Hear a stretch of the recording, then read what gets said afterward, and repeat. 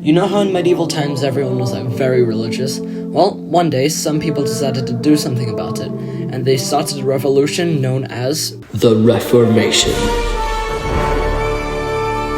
Okay, this is more dramatic than it needs to be. It all starts with this guy called Martin Luther.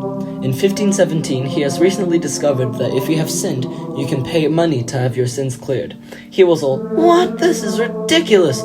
So he wrote his reasonings, 95 of them to be specific, onto a piece of paper and put it onto a bulletin board or something.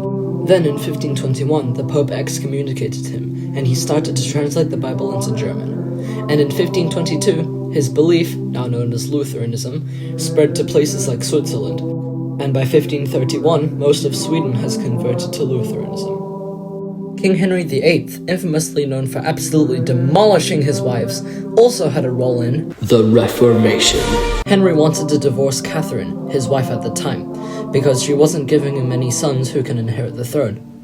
Technically, it's Henry's fault because he provides the male gametes. Whatever.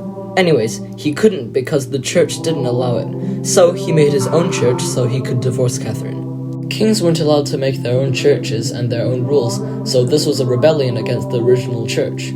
King Henry VIII had 3 surviving children in total: Mary I, Elizabeth I, and Edward VI. When Edward VI took over as king, he made the Church of England lean more towards Calvinism. But when Queen Mary I took over, she made it lean more towards the Catholic side. And then when Queen Elizabeth took over, she made it adopt half Calvinism, half Catholicism. Speaking of Calvinism, who could forget John Calvin.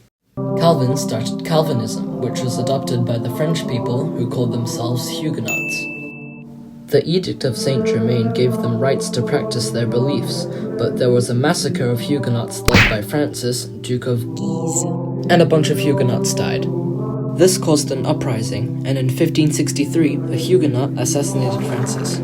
A truce was made, but was later broken at St. Bartholomew's Day massacre, where even more Huguenots were killed under the orders of Catherine de' Medici. Then, the Edict of Nantes was made, and this gave Huguenots freedom again. But then the Edict of Fontainebleau came along and ruined everything. There was more bloodshed, and this forced the Huguenots to flee to many places, resulting in fragments of their history still existing today.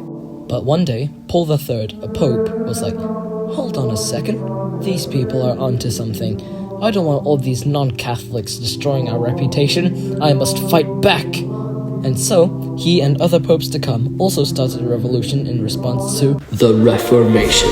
That response is known as the Counter-Reformation. Paul III held the Counter-Reformation meetings in the Council of Trent between 1545 and 1563. And they placed rules like banning certain books, excommunicating non-Catholic people, and punishing heretics. And before all this, Ignatius of Loyola was around, and he made a group of people called Jesuits, or the Society of Jesus. These Jesuits are basically special priests who are trained to kill non-Catholics and teach young people about Catholicism. But for the most part, they just spread Catholicism everywhere. One of the most famous Jesuits is Francis Xavier, who spread Catholicism in Asia.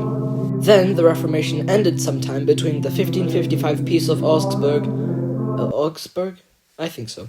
Where coexistence of Catholicism and Lutheranism was allowed, and the 1648 Treaty of Westphalia, which ended the 30 Years' War. The Reformation no longer needed to fight back either way, and Protestantism became a major branch of Christianity, which changed the course of modern history forever.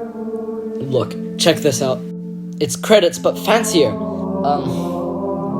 Hey, Miss Olivia, sorry it took so long, but thank you for negotiating with me, and I'll try my best to... Hold on a minute, it wasn't supposed to end this early. Wait, what's that?